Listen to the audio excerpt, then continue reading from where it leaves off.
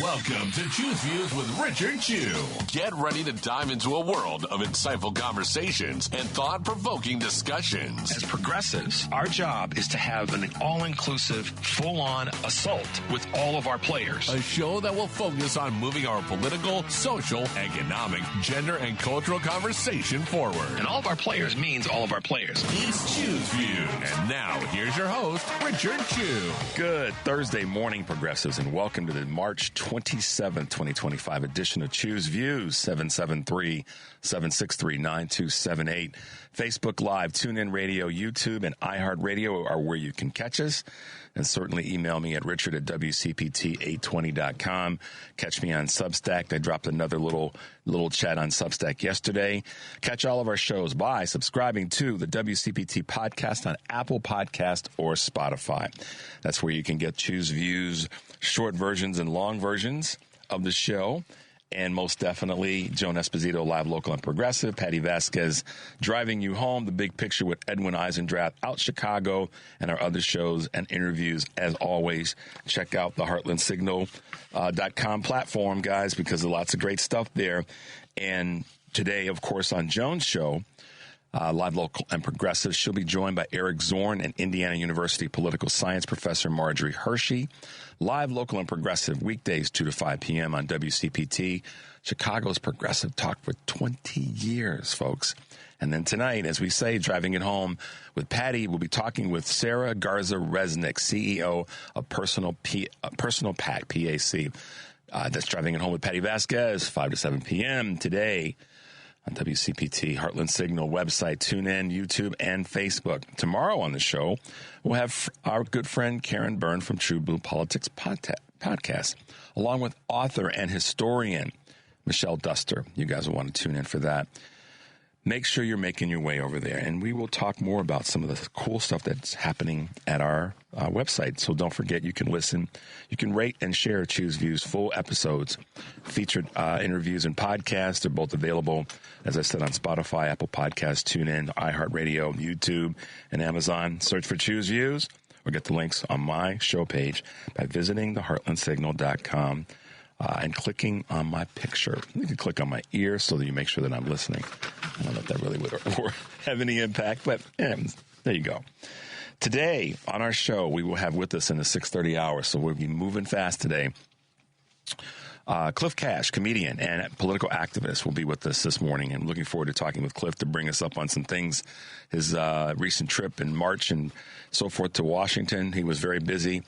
And in the 7 o'clock hour, we are so honored to have Gay Valamont, who is a candidate for U.S. House Florida District 1, will be with us this morning in the 7 o'clock hour. And then Dan Summons, who is the managing director of Blessings in a Backpack, will be with us with a special guest as well in the 7:30 hour. So definitely looking forward to having our guest on as always, and always having you guys with us this morning. We've got some clips that we're going to hit you with back to back to back.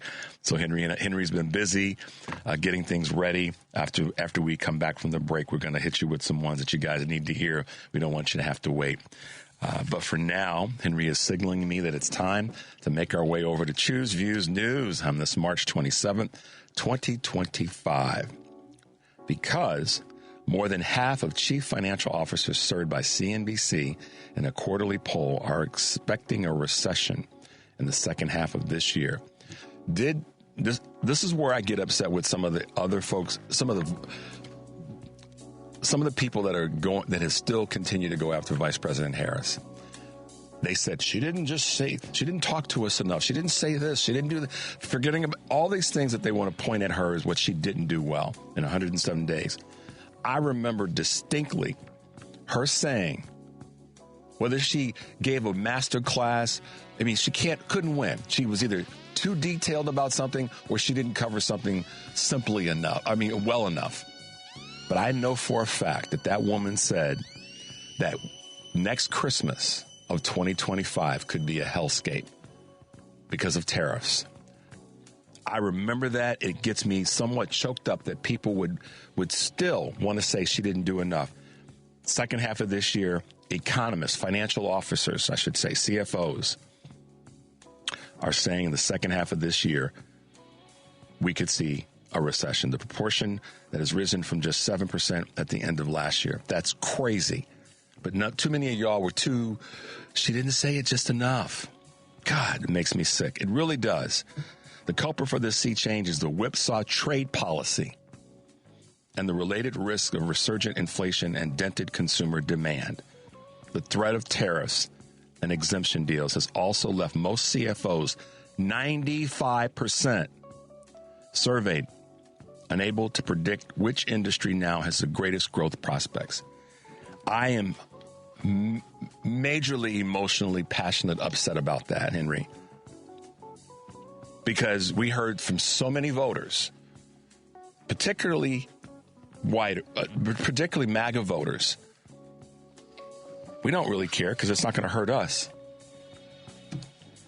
Okay, watch, like she said, what Christmas is going to be like. These are people who are smart in this space, guys. I know I'm getting off a little bit of my normal cadence with True's Views News, but this is what she said was going to happen. But now, too many of y'all were like, well, she didn't say it to the union boys, and, you know.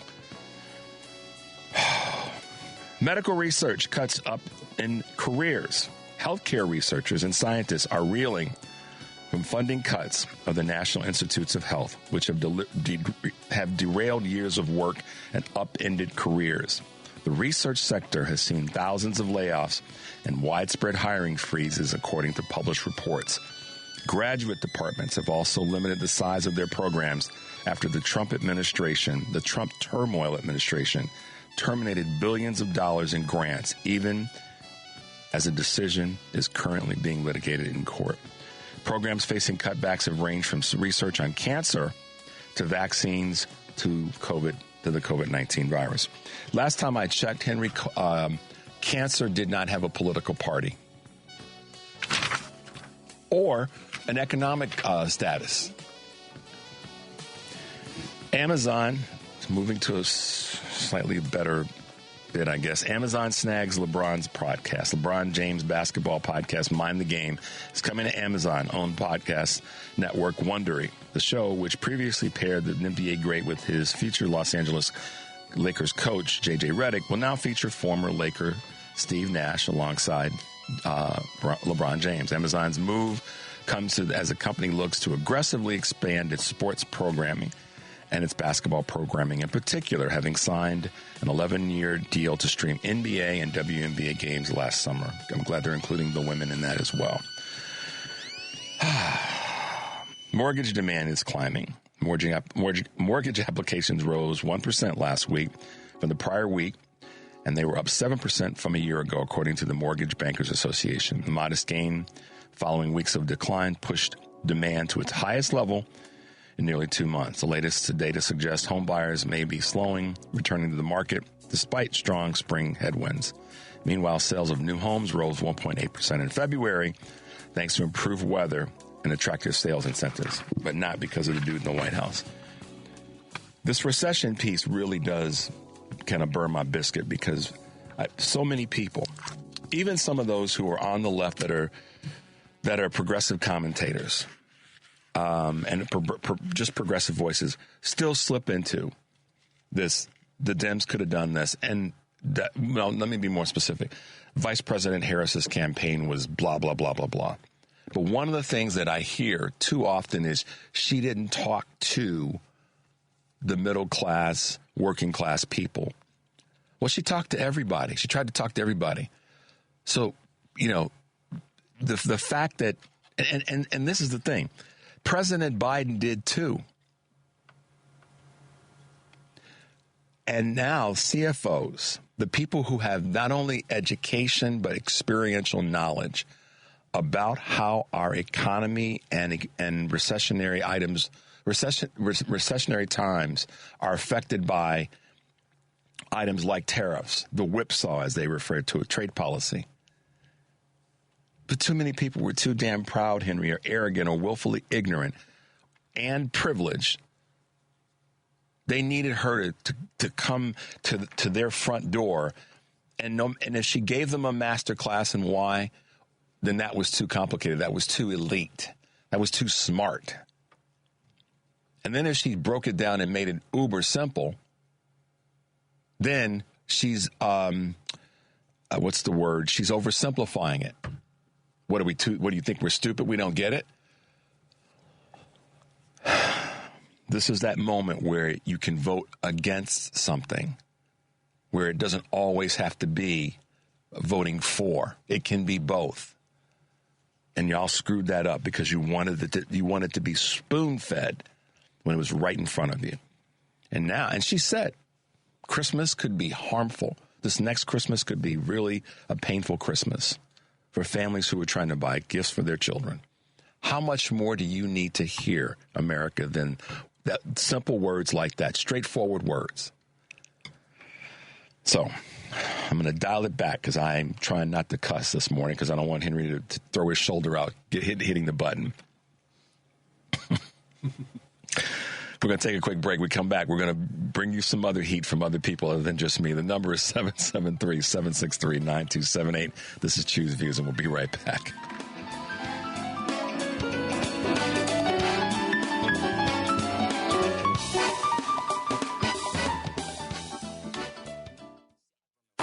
It's Choose Views with Richard Chew on WCPT 820, where facts matter. Hey, progressives, welcome back to Choose Views. Well, I don't just have to say it myself. You can hear the frustration in my voice about how people just couldn't get themselves, off the sofa or vote against something. And now look where you are.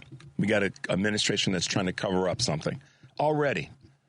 Okay, so we got 3 clips that we're going to get in before we have our guest on. And the first one is one that I think you guys will definitely appreciate. This is a name I'm adding to the list of folks that bring the fire and bring the heat. It's Representative Melanie Stansbury from the great state of New Mexico. I think insanity is a good word for what's happening here on the House floor today.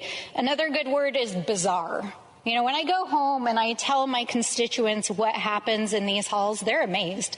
And today is one of those days where I'm like, what the hell are these folks doing?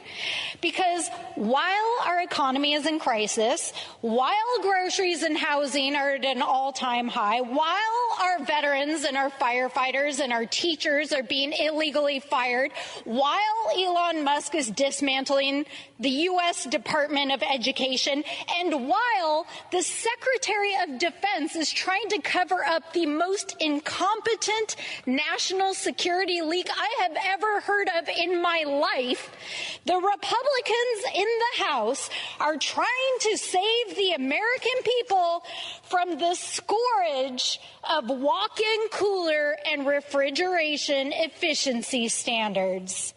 That's right. We are here wasting precious debate time on the U.S. House of Representatives floor, debating, dismantling efficiency standards for walk-in refrigerators. How out of touch are you with the American people? Like, literally, I know you're not holding town halls and meeting with your constituents anymore, but you think that the American people voted for you to waste our time on refrigeration standards? That's what you think you were elected to do? Literally, how out of touch are you? Because no American voted. No American, I don't care where you are on the ideological spectrum, you did not vote for this. This is ridiculous, it's preposterous, and it's just stupid. Henry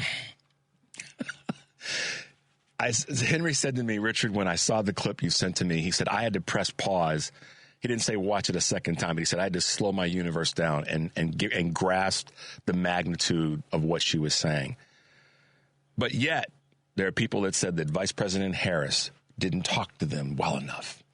Meanwhile, we've got Republicans doing exactly what Representative Melanie Stansbury said. So that's someone else to put on your list of representatives that are bringing fire, bringing heat.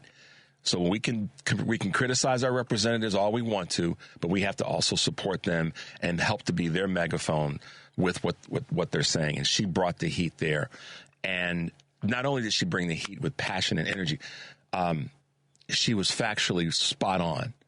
Cover up. That's what they need to start. The Dems, I want them to, that's the word we want to start using to offset the witch hunt garbage from Donald Trump. No, it's a damn cover up, you fool. And I can tell you that Representative Stansbury was ready to cuss. You could feel it, Henry, right? She was ready to cuss. And kudos to her for bringing it on the floor.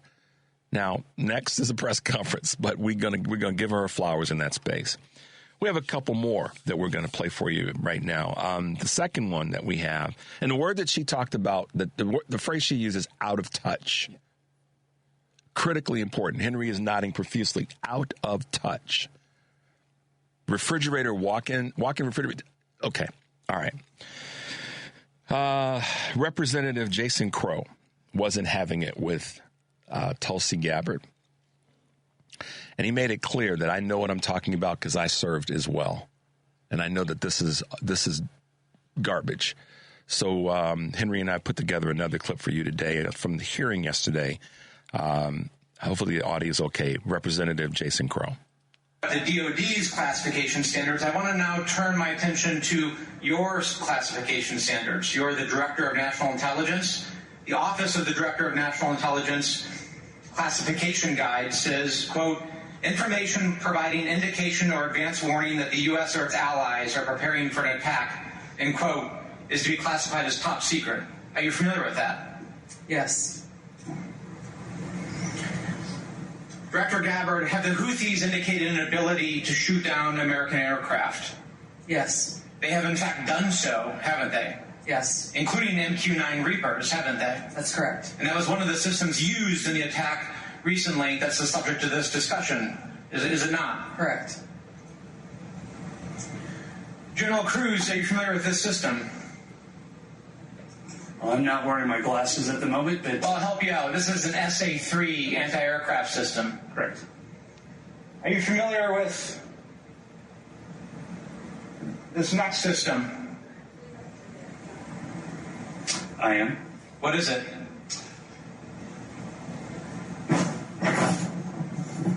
I'm going to have to ask you. It's an SA-6. I'm going to guess that... This is also an advanced anti-aircraft system, is it not? It is. It was used widely in the Balkans in the 90s, correct? And the Houthis also have this system, don't they? They certainly do. And they've employed it against our aircraft, have they not? They have attempted to, correct.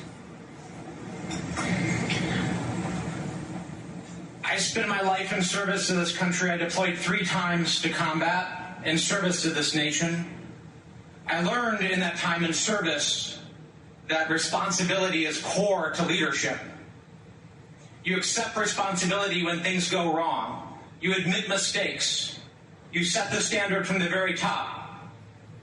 It is completely outrageous to me that administration officials come before us today with impunity. No acceptance of responsibility. Excuse after excuse after excuse. But we send our men and women downrange to do incredibly difficult, incredibly dangerous things on our behalf. And yet, nobody is willing to come to us and say this was wrong. This was a breach of security and we won't do it again. It is outrageous and it is a leadership failure, and that's why Secretary Hegseth, who undoubtedly transmitted classified, sensitive operational information via this chain, must resign immediately. There can be no fixes. There can be no corrections until there is accountability, and I'm calling on the administration to move forward with accountability. I yield back. Number 2, that's a second representative that's just bringing the heat right now. We have to have more of that. So, as a couple of our guests have said earlier in the week, make the phone calls. Get involved. Let our representatives know we need more of that. Can we get in the third one, Henry? All right, we've got one more, and then I'll chat a little bit before we go to break. We've got Representative Kazar talking about just the insanity of this woman known as Marjorie Greene, and she got caught with her stupidity on the table once again. Let's go to the clip, Henry. To defund NPR, PBS, and public broadcasting for Project 2025. Can you answer a few questions for me? How many millions of dollars a month do taxpayers spend for Daniel Tiger to play golf? I have no idea. The answer is none. Okay. To your knowledge, has Miss Piggy ever been caught trying to funnel billions of dollars in government contracts to herself and to her companies? That's a silly question. Well, the answer is no. How about Arthur the Aardvark? Has he ever fired independent government watchdogs who are investigating his companies? The answer is no. Madam Chair, I'm told we're here to talk about government efficiency. But Daniel Tiger has not blown $10 million of taxpayer money to play golf with his friends. But Donald Trump has, just at the beginning of his administration. Miss Piggy hasn't been caught funneling billions of dollars in government contracts to herself. But Elon Musk has. And Arthur has not fired independent government watchdogs investigating him and his companies. But Elon Musk has fired at least 5. So once again, my Republican colleagues are dragging in a scapegoat, this time PBS and NPR, to try to distract from the fact that Trump and Musk are robbing working people. It's Sesame Street that's making things expensive. It's Mr. Rogers that's blowing taxpayer money. It's listeners like you. It's absurd. The total funding for public broadcasting is just 1/6 the amount that Elon Musk's companies make off of the government every single year. But you will not see Elon Musk being grilled by this committee. I've seen a lot, but pointing the finger at Elmo to cover for Elon Musk might be a new low for Miss Marjorie Taylor Greene's committee. I don't think Americans are buying it. So the clip goes on, or the congressman goes on. I'll give you their names: Representative Kazar, Representative Jason Crow, and Representative Melanie Stansbury.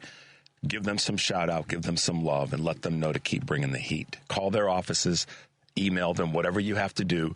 Just let them know wherever you are in the country, the best way you can to keep bringing that kind of heat. It has to be brought, and frankly, it should be followed up with some press conferences. But I'm glad we were able to bring those to you guys this morning. I wanted to talk a little bit less and let you just hear that our folks they're fighting. Maybe not as hard as we want or when we want, but they are fighting. And now we have to push them hard.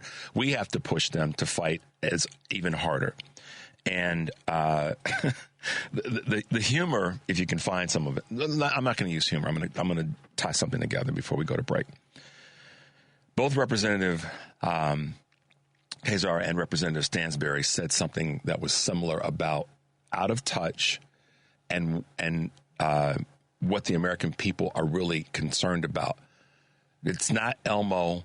It's not the folks at Sesame Street, and it's not whatever small imperfections Sesame Street or NPR may have.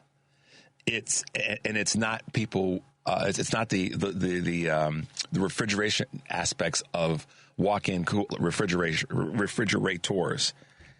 That's not what folks are concerned about. Where does that $10 million go? Why did Trump spend, was it 15 to go to the Super Bowl and then another to go to NASCAR? That's what people should be concerned about. And that's the underbelly of what Representative Stansbury and Kazar were talking about. That's what the American people, they want to know why, literally, why is that money okay to spend or to waste? But we got to go after Sesame Street and we want to go after refrigeration. Wasteful time, wasteful energy.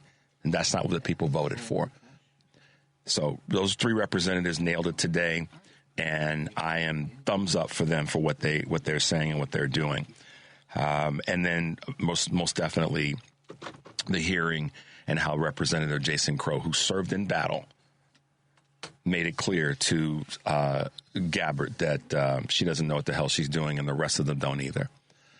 All right, guys, quick break, 773-763-9278. When we come back, we'll speaking with our good friend, comedian and activist Cliff Cash. We'll be right back.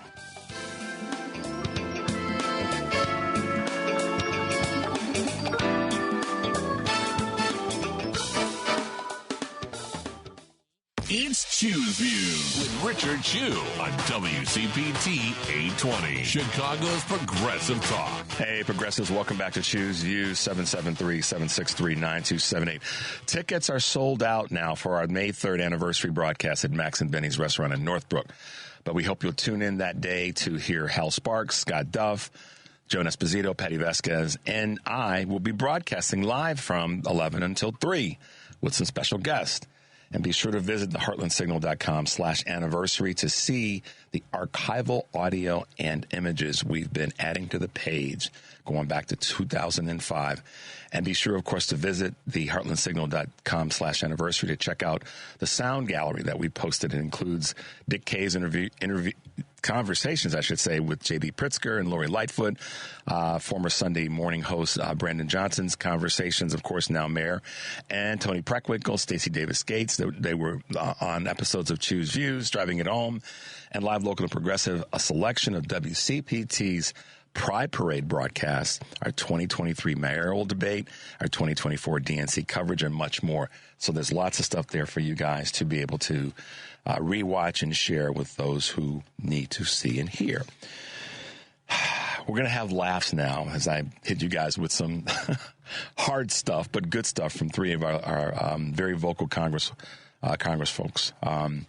With us this morning is stand-up comedian and activist and dude that's healing his voice right now, and that would be none other than Cliff Cash. Good morning, Cliff, and welcome to Choose Views. Good morning, sir. How are you? I'm doing great, man. I don't know if you heard the clip from Representative Melanie Stansbury from New Mexico, but that one got me a little emotional because she spoke about many of the things that you spoke about when you were in Washington week before last. And when I saw the clip, I thought, great, it'll be a good lead in to Cliff being on the show this morning. So I'm doing great, and I'm so proud and thankful to have you with us this morning. I'm thankful for you having me. Yeah, my voice is kind of, by midday it sounds normal, but in the morning it still sounds like this. That's okay. That's okay. Well, listen, man, I know that 2 weeks ago you were in Washington, D.C., and you had such a wonderful, I'll say wonderful in the sense that the work that you did and the people that were there with you to speak about, all that's happening. And you were in a couple different locations, and you had a couple different platforms, and some of the things that happened you can't repeat necessarily on the air. But man, oh man, the hecklers here's what people have to remember. When a comedian is standing on a platform or on an elevated whatever, a car or a van, and Henry, they have a megaphone, the last thing on the planet you want to do is try to throw some shade at that comedian, because it will not end up well for you and your ego. And all I'm going to say to you guys is you have to Google Cliff Cash, and maybe, Cliff, you can send them directly to this clip. You know which one I'm talking about, where the guy decided he was going to try to throw some shade at you, and you turned around. Cliff, now, guy, here's the visual. Let me set this up. In the backdrop is the Washington Mall. And there's Cliff with all of his folks, and he's speaking and rallying and bringing the message. And this guy, this lone guy, and I think there were two people with him, decided that they were going to try to out-yell Cliff and make some nasty comments about him. Well, Cliff, being well-informed and well-read on these issues and topics, and also a brilliant comedian, was in his space. And he turned to the guy, megaphone in hand, and laid him out verbally. And it was beautiful, man. All I can tell you is that had to make you feel pretty good. You know what that guy didn't realize is that I had been praying every moment of every day that he would come and do that. But he thought I'm going to teach this guy a lesson, but he didn't know that I was hoping that he would come. Yeah. I would love for people to see it. I'm at Cliff Cash Comedy on all social media platforms. I think it's probably on all my platforms. It's when I'm standing on top of the truck.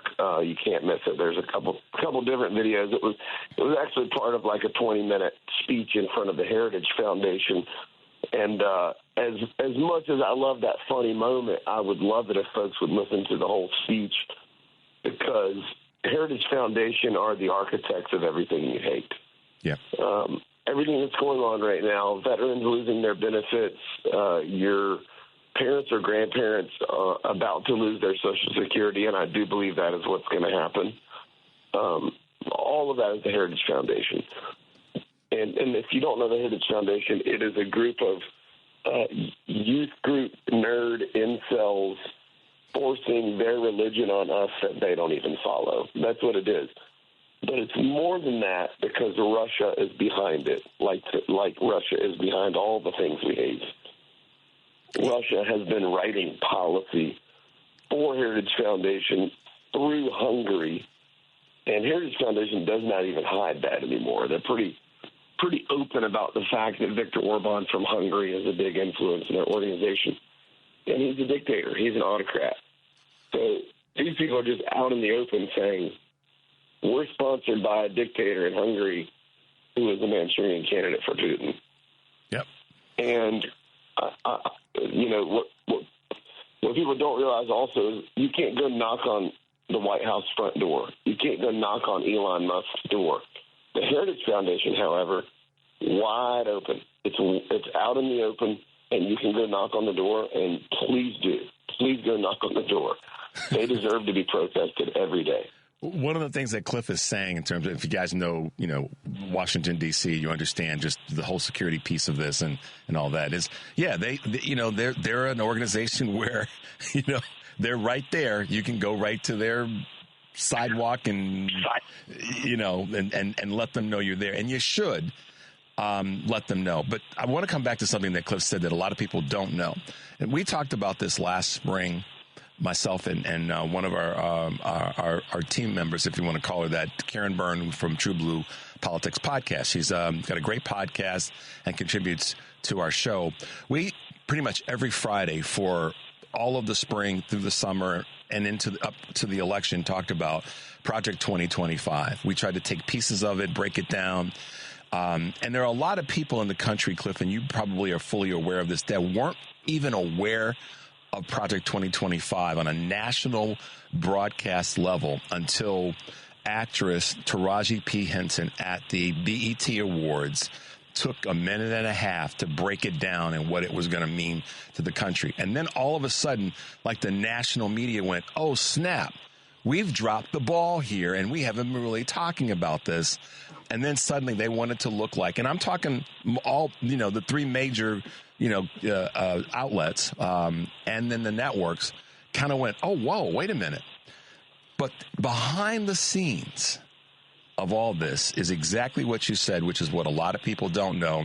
And now Heritage doesn't give a darn. They don't care. They are proudly saying, yeah, we're getting assistance from two countries that have dictatorial leadership. And we don't really care what you think about it because we're a bunch of, as you said, incel-esque, hypocritical Christian nationalist white dudes. Is that a fair statement? Yeah. And people that want to force their religion on you, but then they go to the RNC and they shut down the Grindr app because they're all spending their sin time together at night when they're not praising the Lord during the day. Don Lemon talked about that, and he said that one of the most obvious but underreported things during the RNC last summer were the number of RNC members that they were able to track and find that were on Grindr. So talk about hypocrisy in the space of sex. There you go. I heard some of them were discussing war plans on Grindr. Were they using the Signal app? Yeah. Talk about, all right, let's go there. Let's talk about that for a minute, Cliff, in terms of this whole, and I like what Representative Stansbury says. She called it as it is, a cover-up. But before even the cover-up, let's just talk about what you see as it relates to the incompetency that we have with these folks that are so-called in these leadership positions. Well, I think this is really important, so I hope people will really take it to heart. It seems incompetent, and it is. These people are inherently incompetent because they're unqualified. Pete Hegseth is about 1/20th as qualified as his predecessor. Yep. But what I want to say is what seems like incompetence and chaos and disorganization from this scenario to Doge, I want people to shift their paradigm and realize it doesn't matter to them if it's chaotic or unorganized or incompetent, because every one of these appointees and every decision they're making, the entire goal of President Putin and Vice President Donald Trump is to dismantle and destabilize every facet of the American governmental system and of American society. So that's why there is a Russian asset at the head of national intelligence. That's why there's a drunk as Secretary of Defense. That's why there's a former heroin addict with a brain worm whose voice sounds like mine at the head of DHS. And the goal is to destabilize the economy, destabilize the currency, destabilize law enforcement and military intelligence. Because a destabilized country, the first goal, by the way, was divide us. They did that expertly well. So that's already done. The next step is destabilizing all these facets of our government and society. And once that's done, we're easier to topple. And now they were about to, or we caught them, luckily, they were about to include Elon Musk in discussions of military plans in the case that China would attack us. They were about to discuss that with Elon Musk, who's already taken direct orders from China in regards to Starlink in Taiwan. His biggest plant is in China. It was built in large part with Chinese money and grants and help from the Chinese government. So they're going to share this information with a guy who is very much beholden to China. If he's beholden to any country financially, it's China. It's also South Africa, and it's also Russia. But this guy has deep ties to China, and he's not elected, and he doesn't have security clearance. In fact, he can't get security clearance even for his rocket company because of all of his contacts with Putin that he won't disclose or discuss, and his drug use. He can't get top secret security clearance. He hasn't been able to. So even the idea that they would discuss these military plans in relation to China with this guy, that alone is treason. It's treason. Stop calling it anything else. It's treason, and they all need to be removed. Not just Trump, all of them. All of the Russian assets need to be removed from our government. Yeah, that's one of the things that I had in my notes. All the cabinet security team has to go. And this, and this is not, I don't think it's going to happen, but it needs to happen, is the questions that are coming to Caroline Leavitt need to be harder and more forceful and with better follow-up. That's probably not going to happen because she is, I don't say this lightly or disrespectfully, but she is performing and acting like the epitome of the B word. And I won't say that word, but you all know what I'm talking about. And as a result of all of these so-called security leaders, Cliff is right. We have been compromised by people who are Russian assets. And let's stop playing pity-pat with that, in case you guys don't know what that is. Let's stop, footsies under the table with that. We have been compromised in that space. And I'm tired of folks talking about how the Democratic Party didn't talk to the middle class, working class Americans enough during this last election cycle. Yes, they did. What you all did, what too many people didn't pay attention to, is what they were also saying is that this would happen. And nobody wanted to believe it because they wanted to live in their little cloud of America's wonderful and perfect, and we never do anything wrong, and everything that we do is always perfect and right. No, you got compromised. And now, as I've said so many years, Cliff, we've been saying this on, and I've been saying this on and on. There are monsters in the closet. No, Richard, there's no monsters in the closet. There's monsters underneath the bed. No, Richard, there's no monsters under the bed. Now they're in bed and they've taken the sheets on a cold night. And that's where we are. I mean, it's just where we are. Absolutely. And too many people. And go ahead. I'm sorry. You go. I was just going to say that's one of the reasons that I'm pushing so hard on these media protests. So we protested in D.C. We went to CNN. We went to Fox, NBC, and CNN. And we had a massive crowd. I don't know if you've seen the videos of that. Oh, yeah. But the crowd was incredible. And we took noisemakers and we stood outside their building with air horns and megaphones and whistles and drums and horns and car horns, screaming at them, stop ignoring us. And they still ignored us, even though we were outside of their main offices where they could look out the blinds and see us. And this is the first blow of fascism. If fascism was a disease, the first undeniable symptom would be the chilling of the media. We're having these nationwide protests in every state capital around this country multiple times now. Tesla dealerships, national parks, all of it. Most of the media is failing to report on that.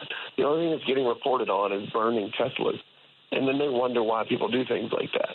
Right. It's like, well, when you don't allow people to be heard, they will make sure they are seen. And desperate people do desperate things.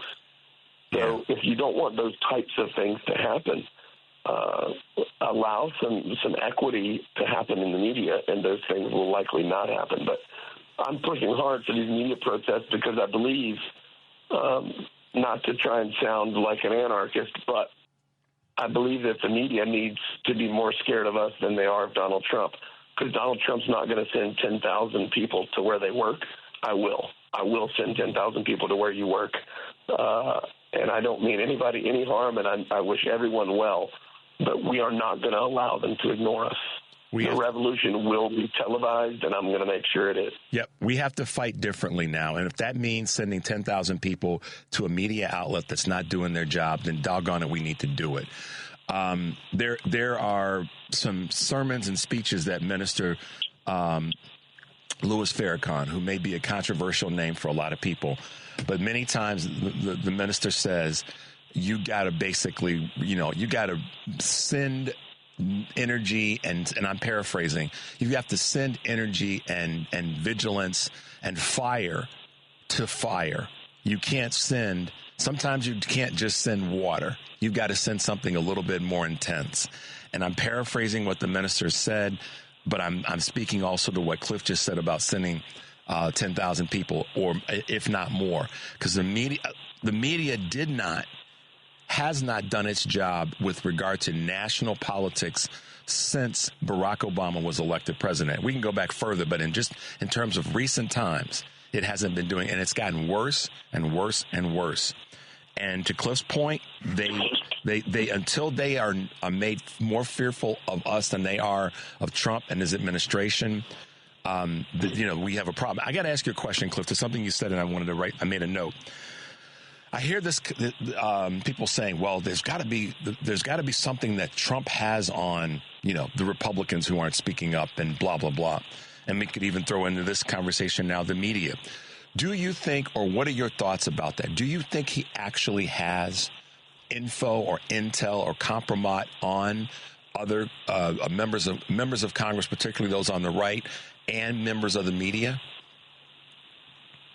I think it's more likely that he has compromise on people in politics, but I think people are just spineless cowards.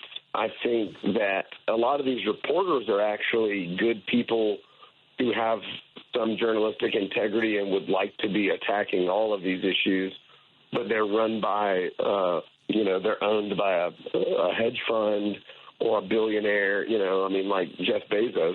He basically said, hey, we're not going to say anything bad about Trump in any of our reporting. It's just a joke.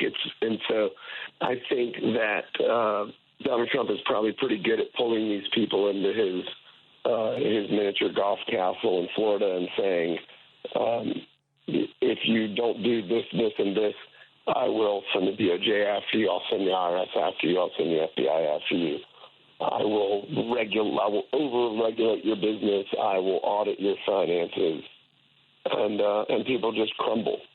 And that's the worst possible thing they could do, because if one person crumbles, others will likely follow. Whereas if they all stood up, no one could be compromise. If they all stood up, and it's like if they all were to say, this is what Donald Trump has tried to do to us, imagine the power they would overnight, in the blink of an eye, have if they were to say collectively, let's just say 10 media people or 10 members of Congress said, this is what Donald Trump said he would do if we spoke the truth. And then suddenly what that then turns into is millions of people who they either broadcast to or that are in their thousands of people that are in their representative districts that would go, wait a minute. Now that that's out there, we got to do something about it. And this goes back to your 10,000 folks to show up at a particular place where they can show up and protest. It's totally incredibly imperative that America, people have got to wake up to the fact that it's not the shiny object. Here's an example. Let's just try this out, Cliff. I keep asking myself this question.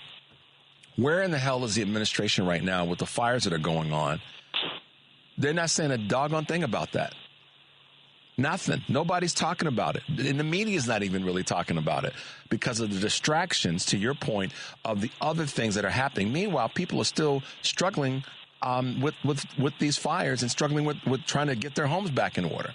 But the administration isn't doing a doggone thing about that. And America's distracted by the shiny object. Meanwhile, they're getting their bank accounts and their Social Security accounts and everything else robbed blindly. And so it does require that Americans as citizenry, to your point, dig in a little bit deeper and fight a little bit harder and not be so doggone distracted. Yeah, and I think a lot of Americans are still sitting at home watching American Idol or watching football or whatever it is, and just it'll work out. It's just politics, and it's not just politics. This is the toppling and dismantling of American democracy. This is the takedown of the oldest democracy on earth. And I like to compare it. It is a little bit dark and heavy, but I like to compare it to the Uvalde shooting that happened in Texas. Every American was furious that those law enforcement officers stood outside that building for over an hour and did nothing. 160-something people with guns stood outside that building and let this guy kill 19 people, most of them children, little children. Everybody was furious at them, and I was too. Yeah. Because we want people to be brave. But here's what every American needs to know. If you aren't doing anything right now, if there's not a sign in your yard and a post on your page and a scream in your voice, if you're not marching, if you're not boycotting, if you're not striking, if you're not doing everything you can to fight against these people, then you are those people standing outside the building doing nothing. And I refuse to stand outside the building and do nothing. I will fight them until they physically stop me. Again, the oldest democracy on planet Earth. And if we're not going to fight them, then we deserve whatever happens. The American people need to find your spines. You need to show up with me, with other protests. You need to show up. You got to use your voice. You got to speak up. Fascists feed on fear, and it's time to starve them. Yep. Cliff, all I can tell you is I am shoulder to shoulder with you in this fight, and it's not an accident that we were brought together, and I'm here for you 24/7, 365, because I know you mean it when you say that you're going to fight until they physically stop you. I'm of that same ilk. Your parents and my parents must have known each other way back when, but I'm telling you, brother, I am in this fight with you. I am not going to allow our ancestors, yours and mine, fought too doggone hard to get us to a place where we could be able to hold our heads high and move forward. And so I appreciate what you do so much because of the fact that you are one of those people that's on the front line and fighting this fight literally daily. And also having a pretty good time when a heckler decides he's going to try to trash talk you when you're standing on top of a car and you got the megaphone. I just think everybody on the planet should go and find Cliff's everywhere on social media and find that clip, and it'll make you laugh today. So, Cliff, no man. Yeah, please. Thank you for being with us. I can't wait to have you back in a few weeks. Take care of your voice, take care of your safety, take care of your spirit, and know that we have you in a good place in our hearts, and we're supporting you for all the work that you're doing. We have protests this Sunday in New York City, Washington, D.C., Atlanta, and Boca Raton. Those are the offices of Newsmax, CNN, Fox, and others. And we need big numbers in those places. You can find more information at wearetheflood.net. Perfect. Send that to me. We'll probably recapture this clip on our show page and make sure that we've got it broadcast out all over the country. So thanks so much, Cliff, for being with us, and we will talk soon, okay? Thank you, sir. Talk to you soon. Appreciate you. You too, man. Be well. Be safe. That's what I call taking a deep breath and making your life count. Cliff Cash is the epitome of sleeves rolled up, elbows deep in this fight. And I'm not taking anything away from him. There's nothing special about him, extraordinary about him. He's just doing extraordinary work. That's the difference. And so let me say this as respectfully as I can. You heard him say it. I've been saying it in my way for months now, that we can criticize our leaders as much as we want to, and we should, and we need to compliment them when they do well, and not but. And listen, we all have things going on in our lives. We have family, have children. I get that. I truly get that. So please, nobody get your feathers ruffled with what I'm about to say. But doggone it, carve out some time in your day or your week, every single week. If you truly care about those children and that family, and I know you do, so don't be upset with me for positioning it that way. But since you do, rather than if you do, since you do, then doggone it, find some time every week to make sure that your voice is heard. We don't have the luxury of letting these fools, these craven fools, who are in association with foreign entities, to take away what our ancestors have all fought for to make sure that we have. You should be embarrassed if you're not finding some time in your week, irrespective of your community. And so for folks who might be upset with me for saying it that way, call or text me and we'll talk about it. But my job is to do my best to inspire everybody to get involved in this process of taking back our country from these craven fools. We're going to go to a break. 773-763-9278. When we come back, we'll be blessed to have one of the other voices out there who's in this fight, none other than Gabe Vallimont. We'll be right back.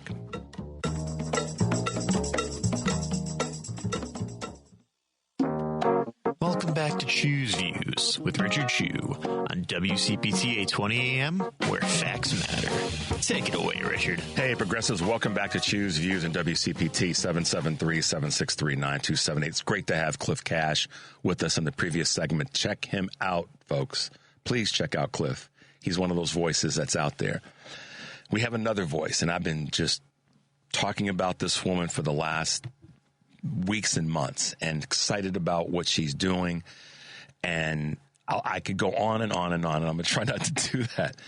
But a mother, a gun violence prevention activist, a trainer, Moms Demand Action for Gun Sense in America, the list goes on. She's a fighter, and she's also our candidate in America for U.S. House Florida District 1, none other than Gabe Vallimont. Good morning, ma'am, and welcome to Choose Views. Good morning. Thank you so much for having me. You are welcome. Listen, I'll start off by saying thank you for being with us, and thank you for taking the time this morning. We are very, very excited about you being with us today, and listeners all over the country, introducing them to you and you to them. But we are just so excited about what you're doing in this race, and I've been saying this for weeks now, that we've got to get behind you and the other two seats there, the one in Florida in the 6th District, and then the one up in New York. I think it's the 23rd. That's the former seat of Elise Stefanik. Stefanik, yes. That is the game changer that it will be. If we get one, if we get two, but if we get all three it changes the world, literally. It's not, that's not hyperbolic. Am I crazy in saying that? No, that's 100% right. And even 2 seats could change things dramatically. It's huge. Well, tell us a little bit about yourself. Tell us a little bit about your campaign, what's going on. I know listeners all over the country want to hear what's happening and what you're working on, what's driving you right now. Oh, yeah. So our campaign is going really well. I ran against Matt Gaetz in the first election, right? So we knew that I was probably not going to win, but we also knew that he was going to be expelled from Congress or he would have to resign, either one. And so we were prepared, we were prepared for a special election. We just didn't know it was going to be 8 days later. So we were ready to go. By the time the special election started, we were a well-oiled machine, and so we've been rolling ever since. A little bit about me. You're right, I'm an athletic trainer. I work in sports medicine. That means I'm the person that runs out on the football field when somebody gets hurt. I take the ankles, do the rehab, all that stuff. And through that work, I've worked at predominantly black schools in downtown Atlanta, and I realized that black men and boys had to live differently because of gun violence than their counterparts 20, yards up the street. So I got involved in gun violence prevention. I became the leader of Moms Demand Action for the state of Florida. I grew our membership from 12 local groups throughout Florida to 32. We are a staple still in the State House, fighting every bad gun bill from stand your ground to permitless carry. And I turned that experience into learning how to legislate and how important it is to change things from within. And during all of that, my 44-year-old husband in 2020, the height of COVID, was diagnosed with ALS. And as we were trying to figure out how I was going to raise our 8-year-old son alone, because ALS is a 100% fatal disease, my 8-year-old fell down at school and couldn't regain his balance. 10 hours later, we were life-flighted to Miami, to Nicholas Children's Hospital, where I was put in a conference room and told that my 8-year-old son had a terminal brain tumor. And I was there, my husband and my son's full-time caregiver, until each of them took their last breath. And my son's been gone 3 years, and in April, my husband will have been gone 3 years. So after my family was gone and I was sitting in grief, which I will do every day for the rest of my life, I got an alert on my phone that said Matt Gaetz had filed a federal stand your ground bill. And somewhere in my gut, it just turned to fire and I stood up and said, there is nobody better to fight him on this particular issue, and I'm going to run for Congress. And I have. And so that's where we are now.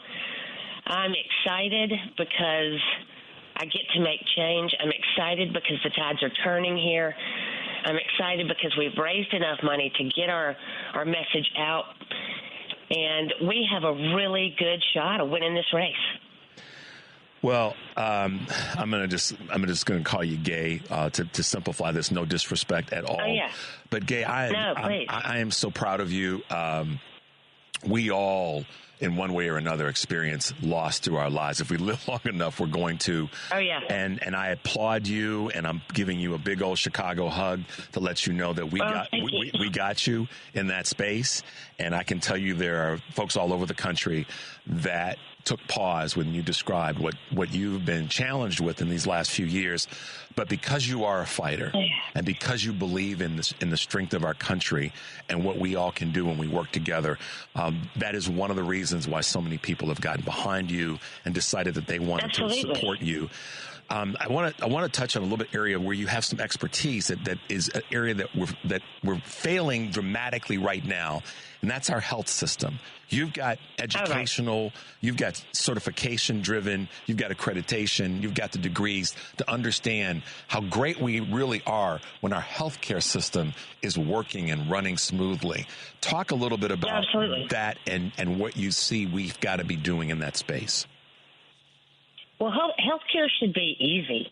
I have experience in helping my athletes manage, their Medicaid when they have orthopedic problems. But then also with my family, we had great health care, but I was left with $100,000 worth of bills after my family was gone.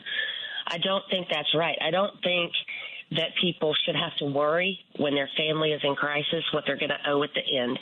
Health insurance is probably the second or third highest bill every family pays every month, and it should be less expensive and it should be easy. Each company negotiates their prices with healthcare companies, and you have no idea what those prices are. I don't think that's right. I think that everything should pay out on one pay scale, because if you're a consumer, you wouldn't take your car in and say, hey, just fix it, I'll pay you whatever it is at the end, right? Right. And that's what we're doing with our bodies. And it shouldn't be that way, especially when you go in for an emergency or a sick loved one. You shouldn't come out broke. And so I want to tackle health care. I especially want to make sure that Medicaid is not only kept and funded, but expanded. Yeah, and that's something that, if we don't do that, if we don't take care of not just the least among us, but take care of all of us. And I love how you first started by saying healthcare is simple. It's easy. It should be something that we don't have to spend so much time and resources figuring out. It doesn't need to be this complicated, but frankly, because of the insurance companies part in it, that has made it's getting worse and worse, not better and better. Corporate greed. Corporate greed. And frankly, selfishness by a lot of, let's just be honest, there's a lot of consumers and constituents that are selfish in this space because they don't want somebody else to get something that would be beneficial to them. When in fact, how short-sighted is that of you as an individual to not want your neighbors and your friends and family and colleagues to be healthy? Because if they are, it takes stress off of the entire system, which means it takes stress off of you. And so that's a part where I get sometimes frustrated with individuals is that why wouldn't you want this for everybody so that everybody is in a better and healthier place? So, question on something. Right. I don't get it. I don't get it either. It is the party of pro-life, and we're not taking care of kids and their health care. Yeah, pro-life. We're taking away SNAP benefits from kids that can't eat during the summer. I don't understand the party of pro-life not taking care of the kids that are here. The gentleman that we're going to have on after you, his name is Dan Summons. He's a managing director of a group called Blessings in a Backpack. And Dan is elbows deep in fighting against children going home hungry on the weekends. So his organization is just deeply immersed in making sure that that doesn't happen and that they have a direct impact on it. But it shouldn't be that way in the first doggone place. And no, it shouldn't be. It shouldn't be. I mean, we know that it is, but it shouldn't be because it doesn't have to be. And we've allowed it to be. And that's a whole nother conversation. And Dan and I will have that. But let me ask you a question about, right now there's chaos going on. And it's distracting. It's distracting so many people from the core issues. And, the federal government is off the rails. There's no question. Let me put it this way. The administration is off the rails. And the gentleman that we had on prior to you, Cliff Cash, talks about the fact that it's by design. Project 2025, the Heritage Foundation, Russia, Turkey are all in our business. So you get elected. What are going to be some of the first things that you are going to be dealing with and working on when you get to Congress?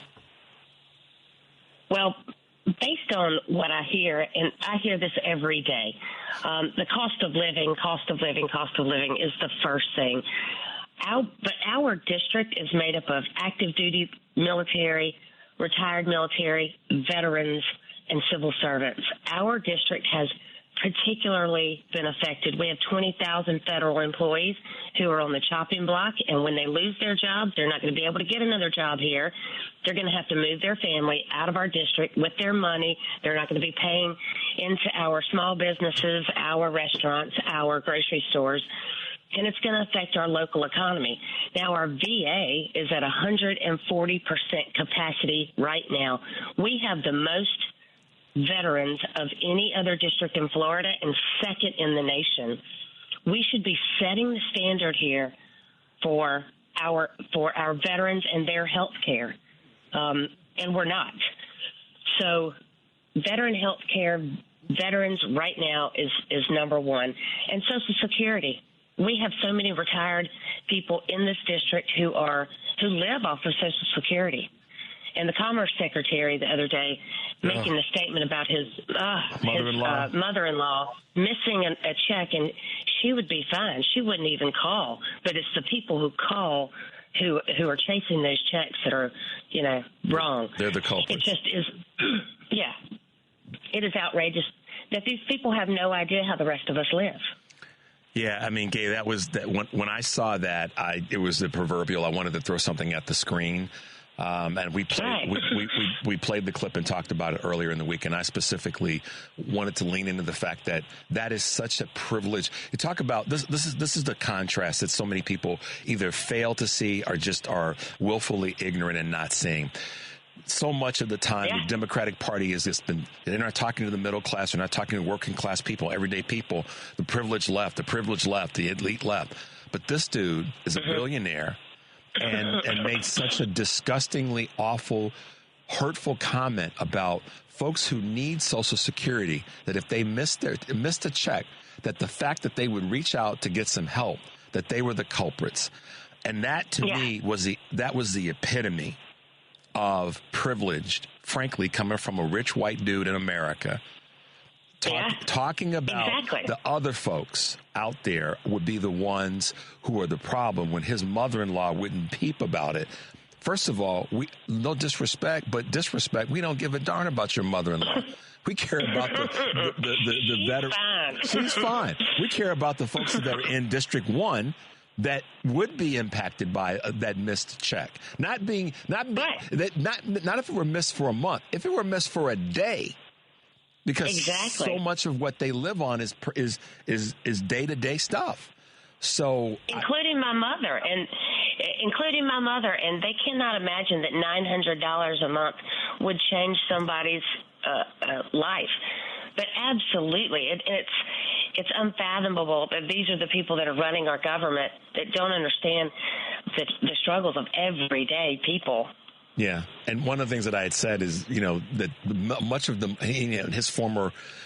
his ascent has been through the financial group, Cantor Fitzgerald, and much of the dollars that they manage are through retirement plans that are pension-driven plans, and many of the people that contribute post retirement to those funds, some of that money comes from their Social Security benefits, and so it was just like talk about being disconnected and privileged.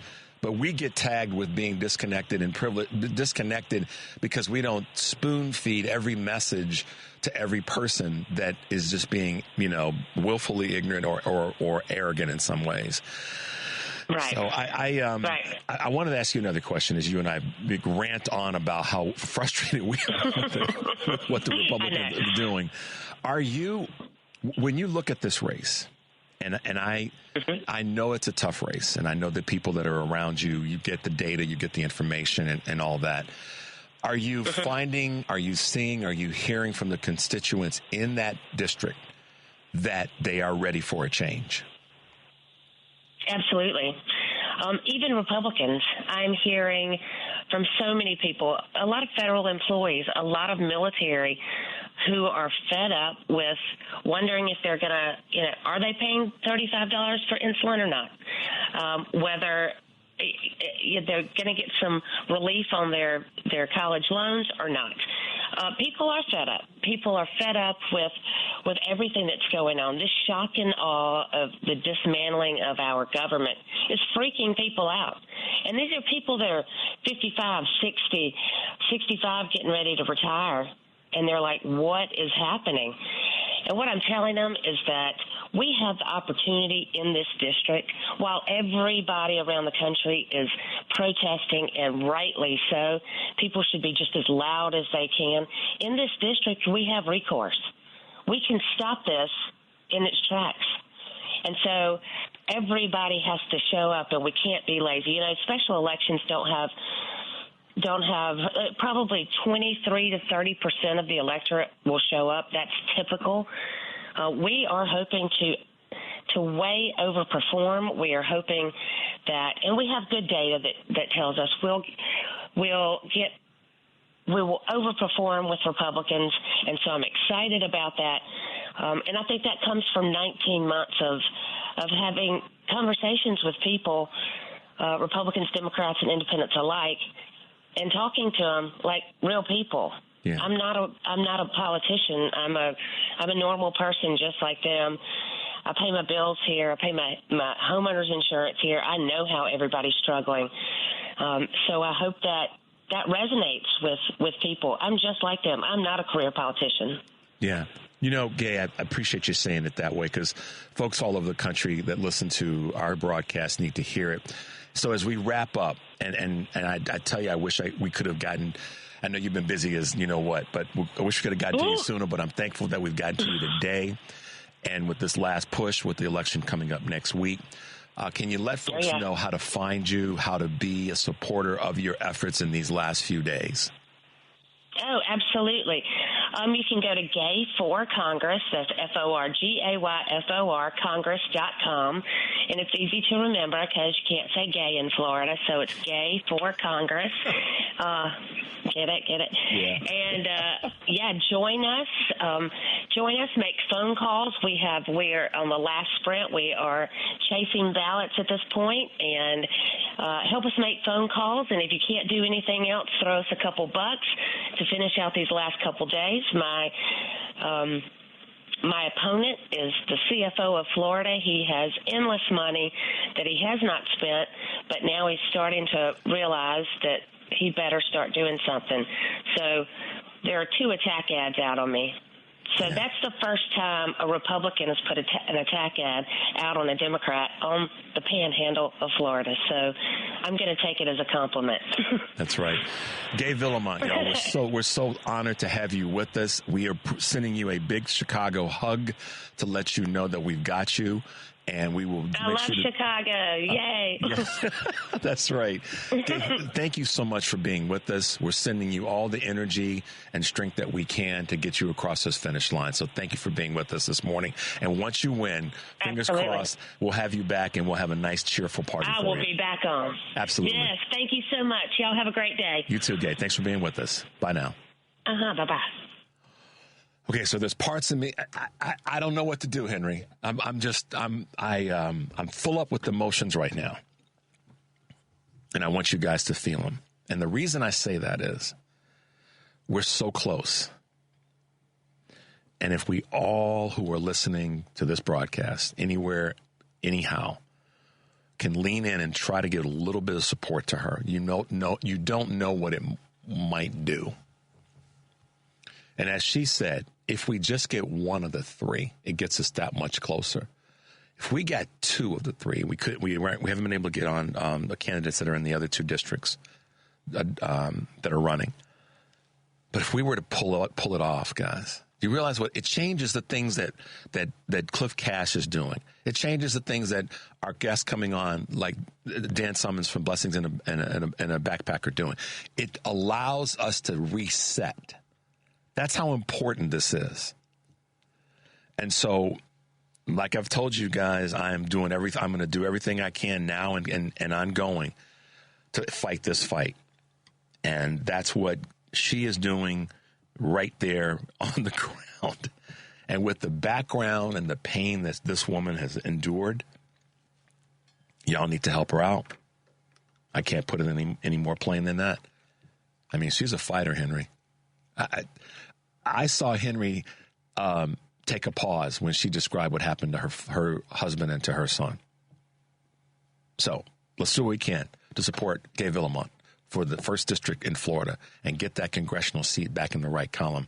We're going to take a quick break. When we come back, we'll have our good friend Dan Summons from Blessings in a Backpack, the special guest this morning as well. The number is 773-763-9278. This is Choose Views, and we'll be right back.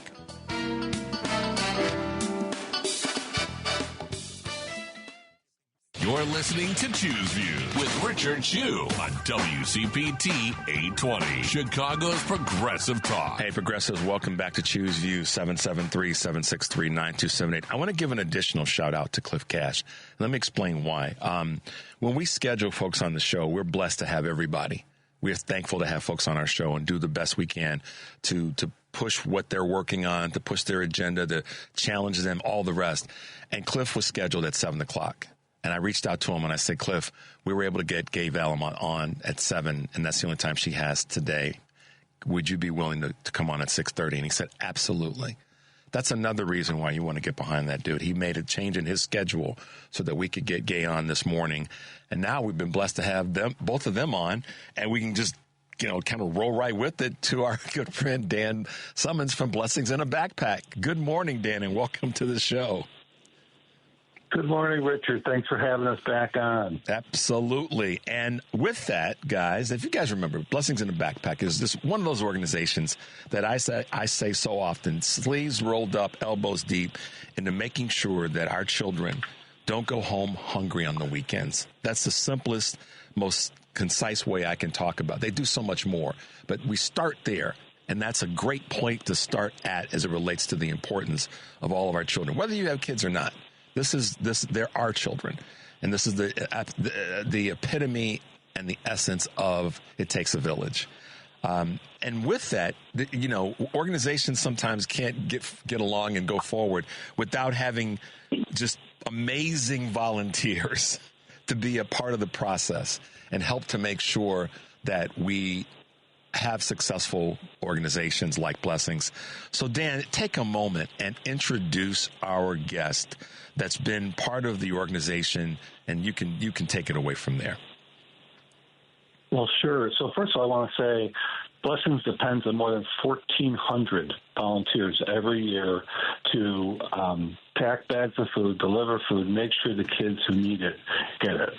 So we have a very small staff. There's just 2 of us, and we're covering 96 locations, 6,000 kids every Friday, and it's just not possible without an awesome a group of volunteers. And I want to introduce Heidi Wegman. Heidi has been one of the original Blessings volunteers in Chicago. She's been volunteering for 15 years. She works out of the Chicago Sinai Temple. She has a great team there. And I'll tell you a story about Heidi. During COVID, she continued to run our program out of her own garage and backyard.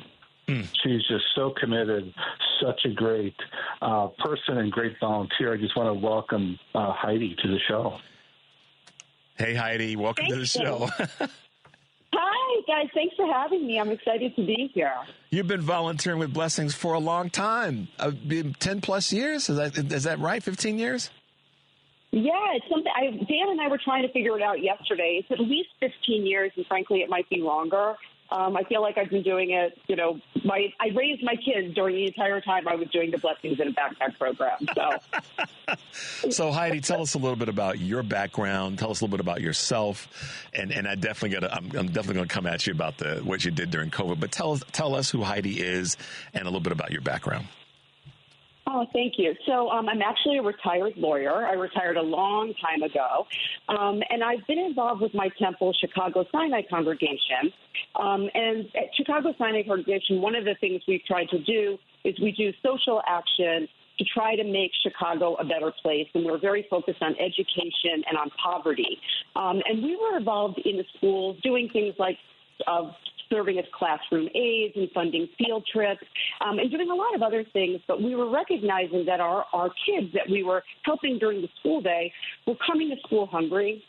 And so one of the things that we felt was kind of a gap in what we were doing is trying to take care of them when they're not in school. And we got introduced to Blessings in a Backpack. And so I headed up the first program through our temple in one school, and now we're in 4 schools, and I'm happy to tell you more about that. But me personally, I was really motivated when I saw kids doing the best they could, but they were coming to school not at their best because they'd had rough weekends. Yeah, and it's Fridays and Mondays, going home and coming back. We all know as grown folks now that we're excited about the weekend so we can recharge and all that. And when Sunday at 6 hits, we're all thinking about what we've got to get going on for the next week. So imagine as a child to have those fears of going home and knowing the next 2 days you might not have anything to eat of any substance. And then Sunday comes and you know you're getting ready for school and you're worried about being able to get ready for school and have something in your stomach. I think it's that literal. And correct me if I'm wrong. It's literally that in those children's faces, and you guys are leaning in to affect that. And that's, I'm just, every time I talk with Dan about this, and I'm so thankful that we were able to have him be a part of our conversation. Heidi, tell us a little bit about this COVID thing. I mean, in the garage and in your backyard. Let's talk about that for a minute. I am so excited to talk about this because I have photos. It's so funny. So we were originally we were actually physically packing in the school, and of course, when the schools closed, we knew our kids still needed food. So we came up with this idea. I'm fortunate living in Chicago to have a yard, and we basically once a week turned my yard into a packing station. We had, tables set up in different places because we were still mindful. This was so early on. We were wearing masks. We were unvaccinated. We, separated ourselves. Literally, sometimes each of us would have our own station. We would pack the food. We would load it into my garage, and we would drop it off. We arranged with a couple different schools that were they were pickup sites for breakfast and lunch during COVID. When the schools were closed, you could come to the school and pick up breakfast and lunch. So we sort of tacked our program on there on Fridays, and we would say, when you give them breakfast and lunch, also give them one of our bags. And we were able to get a grant through the Blessings organization, so we actually expanded our program. So in some weeks, we were actually able to feed as many as 1,000 kids. It was pretty astonishing. We had delivery sites all over the city. We just would tack ourselves onto other programs.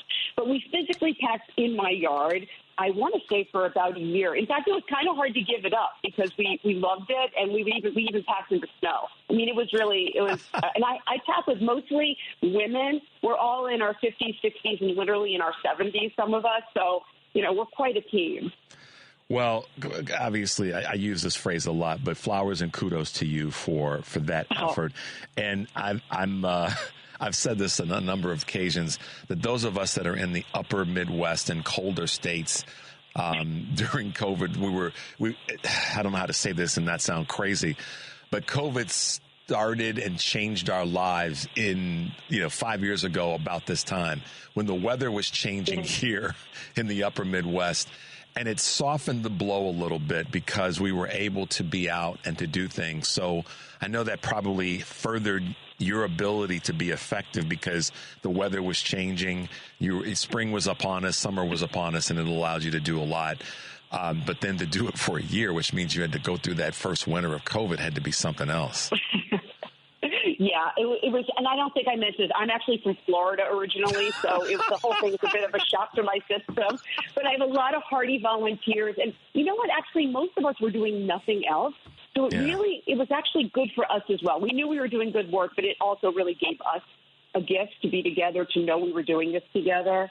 We felt like, we had it was hopeful. It gave us something we could do that was positive. Yeah, and it got you out of what could have been easily a silo, which so many people were in, understandably so.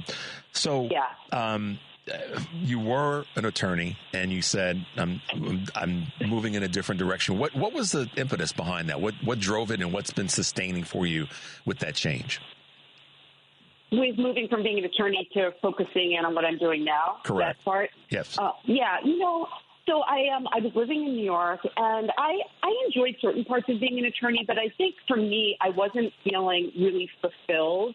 And so I think that for me, while I started doing this sort of as like a side thing that was just giving me some good feelings. First of all, there's so much to do that it just kept growing for me. So I really started as a classroom volunteer. And in each thing, that little more thing I did, I got sort of like better and bigger and more wonderful feelings. And I think that it really felt fulfilling to me. And then I had my children, and I felt like I was able to sort of set this example, and they helped me pack. I think it just sort of grew because of the feelings I got, and also because I knew the kids that we were helping. The longer I stayed in the program, we were kind of raising these kids. So our program's a little unique in the sense that because we were also in the classroom and feeding them on the weekend, and we lasted, again, this is the 15th year, I think we just sort of saw we were raising our kids along with their parents, and it was just so incredibly fulfilling. Yeah. So that's why I keep doing it. So there's a phrase. Dan enlightened our audience with this a few weeks ago, that there really isn't a zip code in America that doesn't have a food crisis, particularly when it comes to our children. And one of the things that Dan has said often is that we've got wealthy neighborhoods with hungry children. Let's talk about your experience and observation of that, Heidi. Yeah, I think that's a great point. I think a lot of times people are surprised at the fact that in certain schools in good neighborhoods that there are kids that are hungry, and the peers might not even know it. What's interesting about our program, there's one school where we're feeding only 10 kids. So everybody in the school, feels like, wow, this is a very, affluent school, but there's 10 kids that are hungry. In another school, we're feeding every single kid in the school. That's 280 kids in the school. And these are both schools on the near north side. These are not schools that are, in neighborhoods where you might think of as traditionally low income. These are neighborhoods where there's really lovely homes and apartment buildings, and there's kids that are hungry. And the school really helps us to identify those kids because we don't know who they are. So especially in that school where there's only 10 kids that are hungry, those 10 kids rely on our food. And we know that they do. And I think for us it's really interesting because when you look around, you think, how can there be people here that are hungry? And we, at our temple also, we have children that help us pack our food, and we sort of take that opportunity to say, in your school, there are kids that are hungry. You may not know who they are, but they're there. Yeah, and that's part of the challenge sometimes is that there's a little bit of blindness to this issue. And because of that, people then not only do they not recognize it, Heidi and Dan, but they don't know what to do, almost kind of shocked into paralyzation and not do anything at all. And this is where volunteering becomes so incredibly important.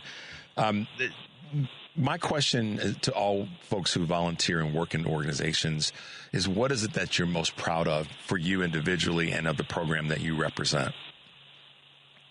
Such a great question.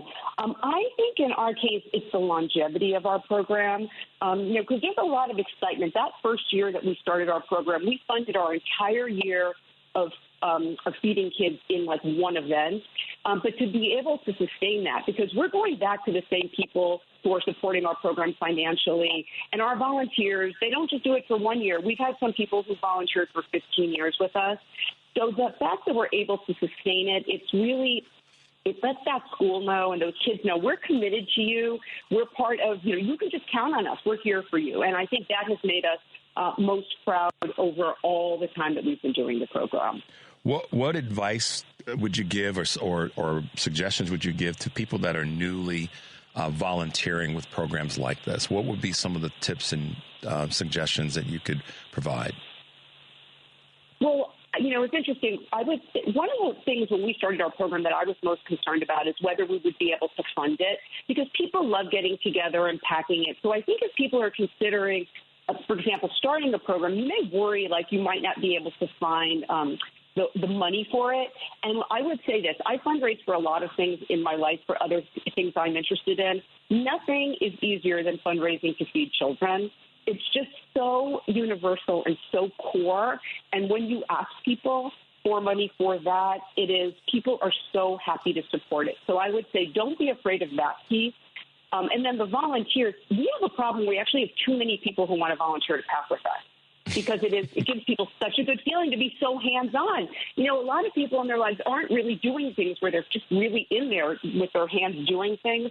And it is just shocking at how easy it is to both get people involved and to get people to support the program. Well, it's better to have that than the other, which is we don't have enough volunteers or people that want to be involved in programs that are so important. Yeah. I received a text question, and I'll just give you the edited version of it, and that is this, both to you and to Dan.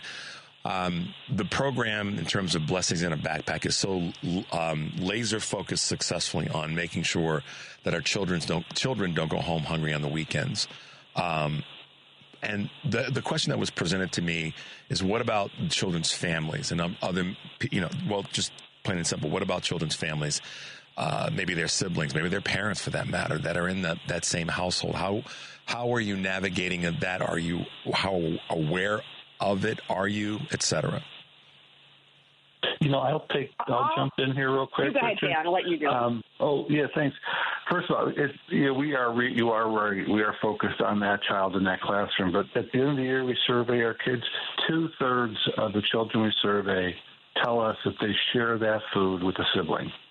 Wow. So we know that we're extending that, and they're giving up. These are young people, sharing the what we're able to give them.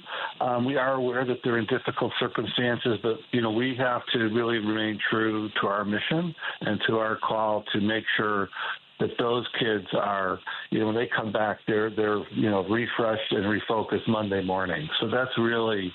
You just can't be all things to all people, but the kids are so phenomenal. They're feeding their brothers and sisters. Yeah. Heidi, what were you going to say about that? Yeah, what I was going to say is also we feed every child in a family. So if there's 3 or 4 siblings, they're getting 3 or 4 bags of food. And we have a couple of cases where we do give an extra bag because we know there's a sibling who's either younger or older and the family's in great need. So we're able to expand it in that way, at least a little bit. Yeah, I mean, and that was one of my questions was going to be: does it increase the volume of what you receive and then are able to distribute to that child and directly to the other family members that may be in that same stressful situation? So I appreciate the answers there. Heidi, what's on your dartboard right now? Some of the top things that you're concerned about and are working to solve. We're having changing demographics of who we're feeding. Last year at our school, we were feeding, I think it was 40 children from refugee families that were living in a shelter, and we had to really tailor our foods because they had no access to a microwave. They might not even have hot water. In the last couple of weeks, we've seen that number diminish. Like really, I think there's almost none of them left at the school. So I think we're just constantly trying to pivot. At one school, odds and ends, we've been feeding their lower school, and they recently asked us if we could take on the middle school. So I think our demographics are changing, we're expanding, and in some areas like for refugee families, we're diminishing. So just being like sort of nimble to be able to grow and meet changing needs as we see them. Got it. So, Dan, what about you? What are some of the target things for you right now in these next few weeks? We're coming. We're kind of globally in the U.S. in the spring break time. Different schools and school systems obviously do it differently. But what are some of your target items right now? So right now we are focused on spring break, and so that means we've asked our volunteers to do just what Heidi has done in her group. Let's send the kids home with a couple extra bags. The thought that you're going to be away from school, a lot of kids might be excited to spring break. I'm traveling. It's fun. For some kids, it's frightening because they know there may not be adequate food at home.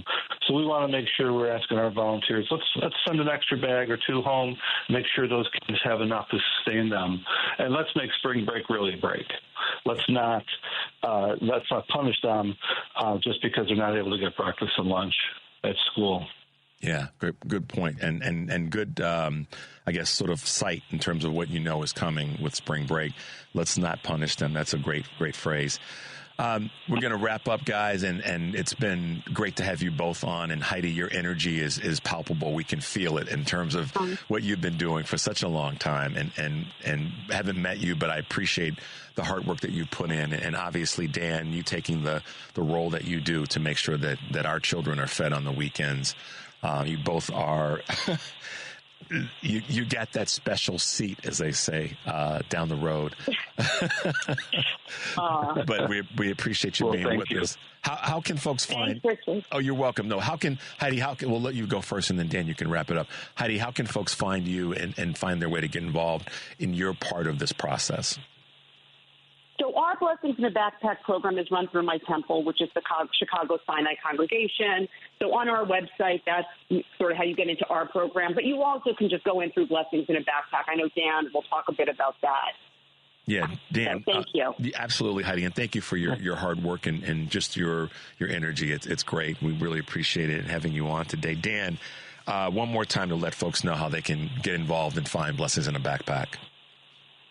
Sure. So Heidi mentioned that great feeling about filling a bag full of food for a young person. We've got a really great special event coming up April 10th called The Race to Feed Chicago. It's a team competitive backpack event where we're going to put teams together 8 in a bracket-style event, and first team to 100 wins and moves forward. So if you're interested in a great experience, if you don't have a team, sign up at www.chicago.blessingabackpack.org, and we'll get you on a team. It's a super fun event, very casual. Dinner is included, and you'll be in a crowd of 150 people that share that same mission, same desire to feed young people. The Race to Feed Chicago, April 10th, right here in Chicago. Absolutely.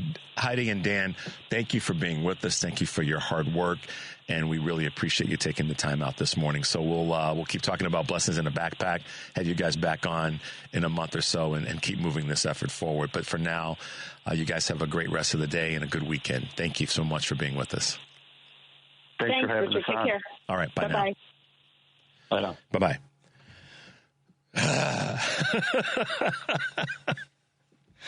There you go, guys. That's what we do. That's what we do. That's what we lean into as progressive liberal Democrats. That's what we do as just good folk. And, Dan and Blessings in a Backpack do such great work, and the organization nationally is doing such great work. Get involved. The Race to Feed Chicago, April 10th. Reach out to Blessings, and they'll get you hooked up with being involved in the event. And it'll probably be a lot of fun for folks and meet some new people. And you might find somebody that is active in some other areas that you can get involved in as well. So we want to make sure you guys can take part in that. Interesting show today, Henry. We've had some folks that are very passionate about what they do, from the folks at Blessing and Sinai to Gay Valamont running down in Florida, and most definitely our friend Cliff Cash and his passion for what he's doing and getting that message out. And in one way or the other, they all said a similar thing, and that's to get involved. Okay? Blessings, obviously, with the volunteer work. Get involved. None of us knows if that child is the next rocket scientist, next heart surgeon, as Malcolm X used to say. We don't know who that next brilliant person is, that next brilliant child, and what they will turn out to be. So get involved as best you can. Gay Valmont could use some help, phone calls, whatever it is. Call them up and say, what can I do to help in these last few days? And if it means, throwing a few dollars at her campaign, I've seen texts from you guys, and thank you for that. Those of you who've already said you're sending money to her, I can't even tell you how thankful I am for you getting involved. And then, like Cliff Cash said, if we want to protect and save our democracy, we don't have, these are my words, we don't have the luxury to sit back and not do anything. We have to get up and fight. And reach out to Cliff. You can find him on all the socials and the work that he's doing. He's doing huge work, guys. I can't even tell you. And he'll make you laugh, and he'll make it okay while you're watching some of his stuff to curse. Because this particular video or the segment of a video that I spoke about, watch the whole 20 minutes. But particularly the part where this heckler decided that they lost their mind, Henry, and they were going to go after a comedian that had a megaphone. I just thought, that's who MAGA is, though. They just don't get it. That willful ignorance and arrogance. Oh, I can say what I want to say. And Cliff lays him out. Not physically, but with his comedic intellect and prowess. He lays this dude out. And not with a bunch of words, just a few words. So it's epic. Check that out. Check out Cliff. And then I also want to give some serious shout outs to our congressional leaders. We say this often. It's part of my mantra in some ways. We can be critical, but we also have to be complimentary and push them forward. And we, like Cliff said, we've got to do work too, y'all. We do. But shout out to Representative Kazar for calling out this insanity with how DOGE is impacting Sesame Street. Shout out to Congressman Jason Crow for calling out this ineptitude of our national security apparatus people with this crazy situation that we all just watched in front of us. And shout out to Representative Melanie Stansbury for calling out the misdirection and the time wasting of the Republican Party in the House of Representatives right now when it comes to what really matters or should matter. And at the same time, they're not calling out this cover up. So let those representatives know that you got their back. Kazar, Crow, and Stansbury. Google them, call them, ask what can we do to help. This is one of the steps, but it's a major step or a piece of how we take our country back from these fools, these craven fools. And I implore you guys to hear those words. And like Cliff said, now is not the time to sit back and think everything is okay. Take your head out of the sand and get involved. And of course, like I've said so many times, take a deep breath and make your life count. We will see you tomorrow.